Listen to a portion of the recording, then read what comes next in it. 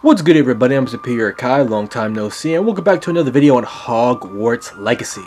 So we have a lot to unpack here, and I do mean a lot. Some good, and in my opinion, some bad. But before we get into all of that, we just have to appreciate how beautiful this game looks. I mean, God. And also, the fade. Look at the fade, man.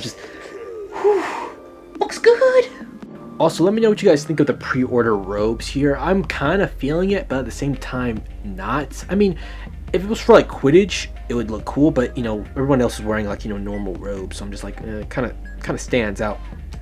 And if you're new to the channel, don't forget to like and subscribe so you never miss the types of videos we post here on the channel and be notified when I go live. I know I went on a hiatus. My apologies. Certain personal things are kind of happening behind the scenes. I also got a warning on the channel for, you know, a short that I had to delete. And also, just side note, if you're starting YouTube and you get like a copyright strike or a warning or not, do not delete content, just dispute it. Alright, because I deleted the content thinking the strike would go away. It's not really a strike, it's a warning, but don't delete it, right? Just trust me, just appeal it. It'll save you, your channel anyways, lots of time. Anyways, that being said, let's get to it. So let's get the bad out of the way just right off the gate. So when it comes to house points in the game, for a lot of people that have played the original Harry Potter games on the PS2 era, for example, Harry Potter and the Sorcerer's Stone, Harry Potter and the Chamber of Secrets, and correct me if I'm wrong because I haven't played this one, Harry Potter and the Prisoner of Azkaban, house points aren't really a thing in this game besides narratively. So if you guys remember in, you know, the games I just listed, house points were a big thing in that game to where you could actually lose the house cup at the end of the story. But in Hogwarts Legacy, it seems like they're completely just putting the house point system pretty much to the side and pretty much mentioning it in like the narrative pretty much. Like there's no mechanic for house points at all. And I'm going to show you a clip from the actual live stream because they'll probably explain it a lot better than I could, right? So here we go.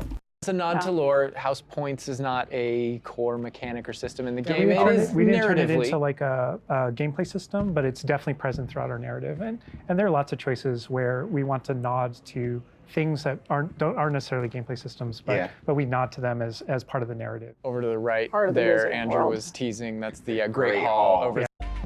So with them not having house points in the game, it is very unfortunate, but nowhere near a deal breaker. Just like Quidditch isn't really a deal breaker for me, although that is really annoying, but I'm not going to penalize the game for that because it looks absolutely beautiful.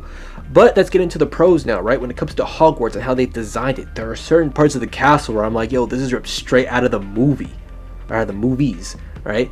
And when it comes to certain parts, right, you know, I'm sure there are lots of people who have read the books who are like, yo, this is just spot on. And I need to specify this real quick.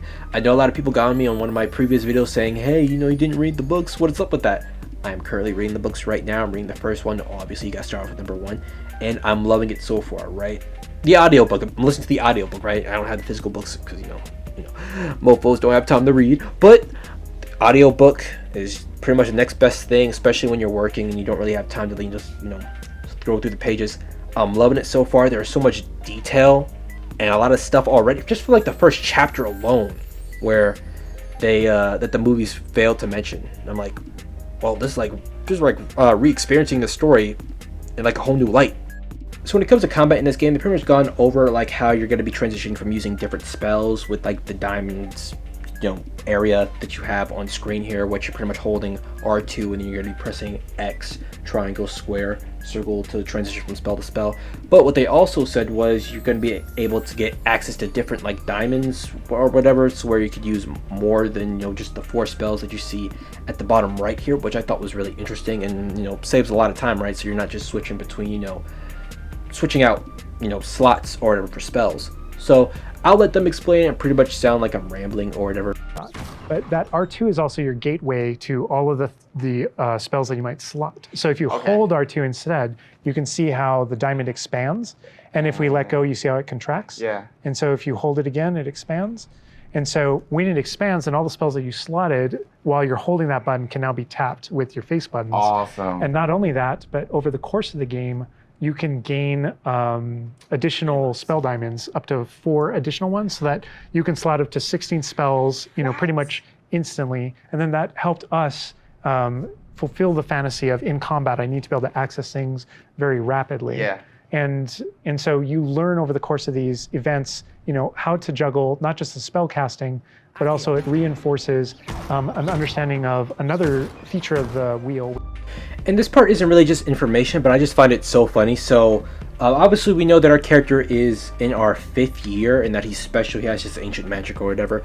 But we have this training scenario here where we're pretty much fighting a bunch of first years, right? And I just thought, like, I mean, I get that we're in our, technically we came in late, so we're not going to be, as efficient with our magic as a lot of the other kids, and we're working our way to get to that point. But this has to be bullying at some point, right? Because we're literally 15 going up against a couple of 11-year-olds. Like, I'm sorry, this can't be fair, right? We're literally, I wouldn't say the chosen one, but we're damn near it, right? We're no Harry, but like we're pretty close.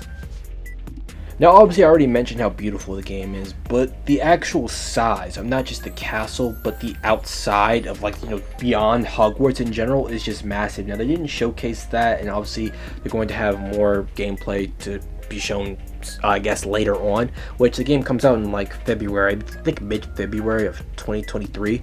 So I guess that's enough time, at least for another like showcase, maybe like the Game Awards or whatever.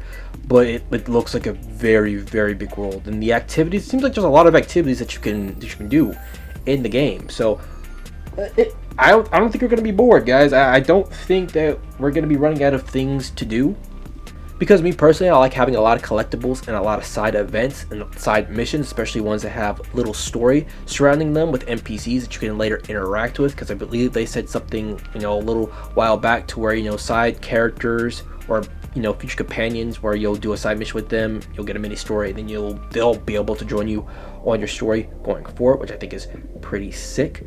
But that's going to be it for this video. Let me know what you guys think of the gameplay, and if you've pre-ordered, I finally got my pre-order in. I pre-ordered Digital Deluxe Edition. You got to go big or go home. And if you'd like to see here and want to see more, don't forget to like, share, comment, subscribe, all that fun stuff. And until next time, I'm Superior Kai, and I'm out. Deuces.